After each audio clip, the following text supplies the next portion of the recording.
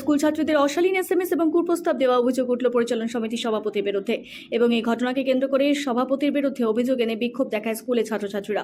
বৃহস্পতিবার রাজারহাটে ছাত্রীকে অশ্লীল মেসেজ করার প্রতিবাদে সভাপতি অনুতোষ রায় কঠোর শাস্তির দাবিতে বিক্ষোভ এবং মিছিল করে অভিভাবক এবং ছাত্রছাত্রীরা। রীতিমতো তারা রাস্তা অবরোধ করে এই মিছিলে সামিল হয়। পরিস্থিতি সামাল দিতে পুন্ডিবাড়ি থানা বিশাল পুলিশ বাহিনী ঘটনাস্থলে আসে। পুলিশ অভিযোগ পেয়ে সভাপতিকে গ্রেফতার করে আজ তাকে কোচবিহার আদালতে তোলা হয়েছে বলে জানা যায়। একজন ব্যক্তির জন্য এই স্কুলে আমরাও এখানে পড়েছি, একজন ব্যক্তির জন্য এই স্কুলের আজকে মান সম্মান সব নষ্ট হয়ে গেল। আর এই স্কুলে ওনার জন্য স্টুডেন্ট ভর্তি হতো না।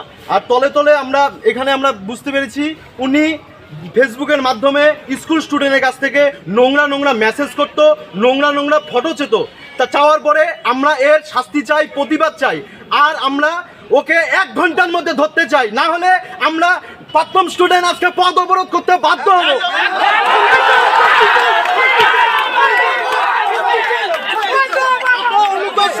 শাস্তি চাই।